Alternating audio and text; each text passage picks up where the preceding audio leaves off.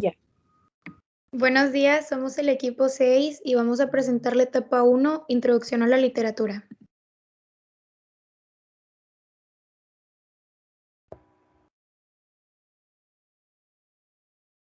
El concepto de la literatura. La palabra literatura se deriva del latín litera, que significa letra. En otras palabras, la literatura es todo aquello que está escrito.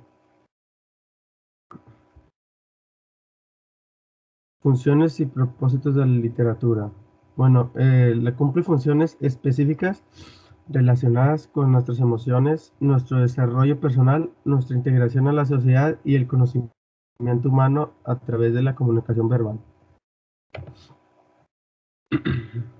Función comunicativa. La literatura cumple una función comunicativa, en tanto que un emisor utilice un código a través de un canal de comunicación para enviar un mensaje a un receptor en determinado momento. Y se puede ver más específicamente en esa gráfica.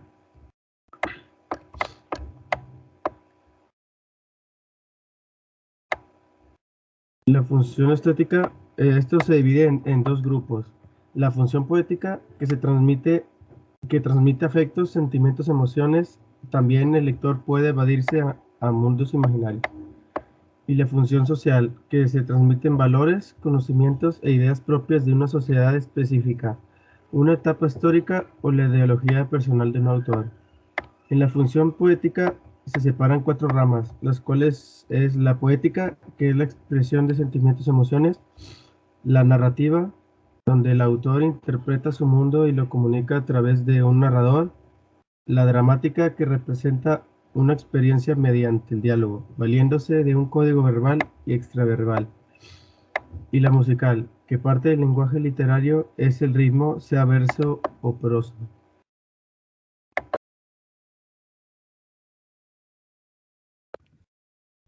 El verso. En los dos medios literarios, los dos medios de la expresión literaria es el verso y la prosa. El verso es cada una de las líneas que se compone un poema.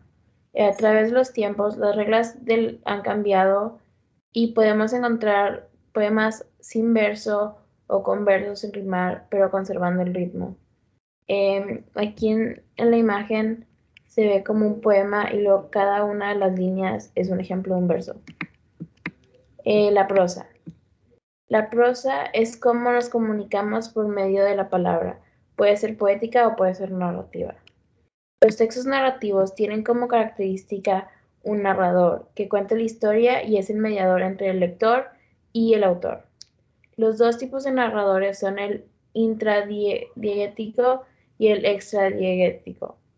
El intradiegético es un narrador protagonista o testigo que usa la primera o tercera persona. Un ejemplo de un narrador de ese narrador podría ser el diario de Ana Frank, donde ella misma está narrando como narrador protagonista.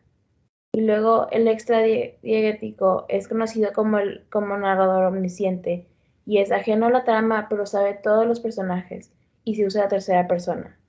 Un ejemplo es en Don Quijote de la Mancha, donde el narrador principal es omnisciente y está presente mayormente dentro de la obra, hasta toma actos como suyos y hace cargo de lo que narra.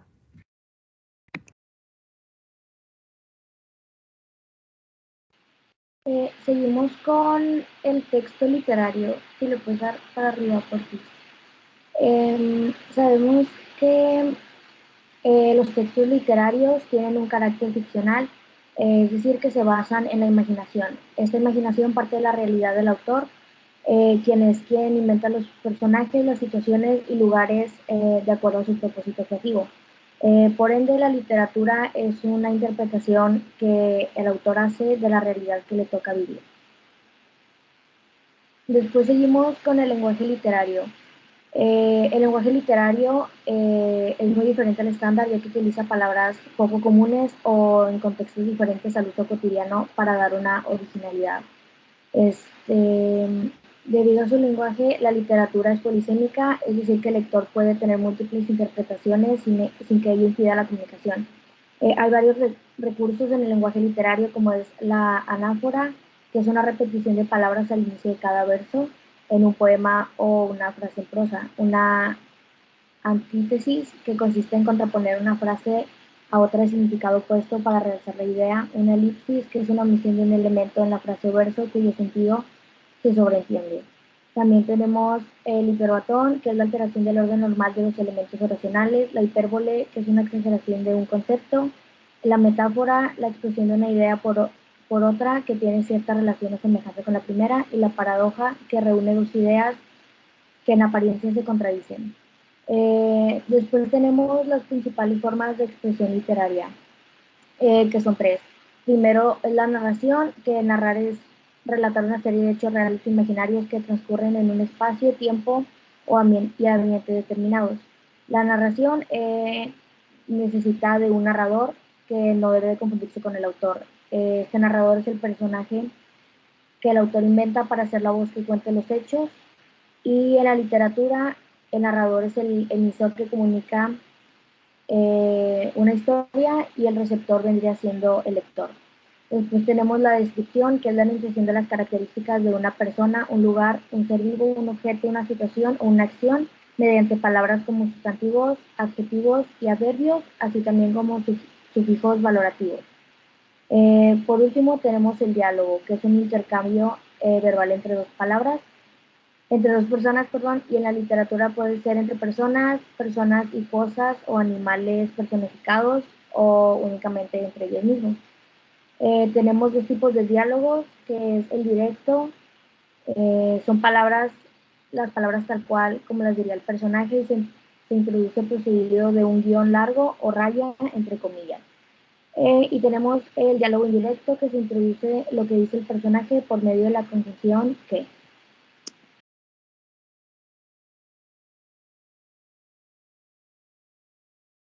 Ahora bien, vamos a hablar sobre los principales grupos literarios que, acorde a sus características que posee el texto, los textos literarios se clasifican en dos géneros, que son el género y el subgénero. Cada uno son diferentes. En la antigüedad, antes se consideraban textos literarios lo que es la poesía épica, la poesía lírica y la dramática. Actualmente ya, conforme hemos avanzado como sociedad, tanto tecnológicamente como social, consideramos 4 géneros literarios que son los más importantes. El género lírico, que este género es más de expresar emociones y sentimientos del autor propio. Aquí podemos tener unos ejemplos como son los poemas, las canciones y unas obras escritas. Aquí este tipo es más de leer, por lo cual se consideran que son más libros. En el género narrativo, este género, como lo explica su nombre, se encarga de narrar acciones que hacen los personajes. ¿Le puedes subir a hacer un tantito, por favor? Bueno, los géneros dinámicos y los didácticos muchas veces se confunden, pero no, hay que aclarar que son dos diferentes. El dinámico es cuando las personas están en, por ejemplo, una obra de teatro, que actúan, mueven, expresan emociones, sentimientos con su cuerpo, usan mucho lenguaje corporal, gritan, las expresiones faciales. En cambio, el didáctico se encarga más de dar una enseñanza al público o a la persona que lo lee. Aquí podemos ver que son las fábulas, las moralejas, las metáforas. Un ejemplo de este sería la historia de la liebre y la tortuga, que la liebre, por ser floja, fue vencida por la tortuga. Eso nos deja una enseñanza de perseverar. Ahora bien, vamos con las literaturas emergentes y las redes sociales. Toda aquella literatura nueva creada entre los siglos XX y XXI son llamadas literaturas emergentes, ya que ha ocasionado un gran despliegue de creatividad editorial, creando alternativas inimaginables de textos literarios. Con el desarrollo social y tecnológico se han creado mezclas de formas literarias, al igual que de géneros y subgéneros, dejando novedosas propuestas cada vez. Un ejemplo son los fanfiction, que comúnmente los podemos ver en grupos como Facebook, en WhatsApp, en Twitter, aplicaciones como las conocemos de Wattpad, Rebook. Esas son creaciones de fans para más fans que crean, que ahí ellos mezclan géneros y subgéneros. Y lo último es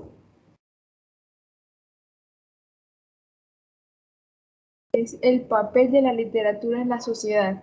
La literatura transmite valores, formas de pensar, conocimientos e ideas de la sociedad acorde a la época en la que se produce la obra desde el punto de vista del autor.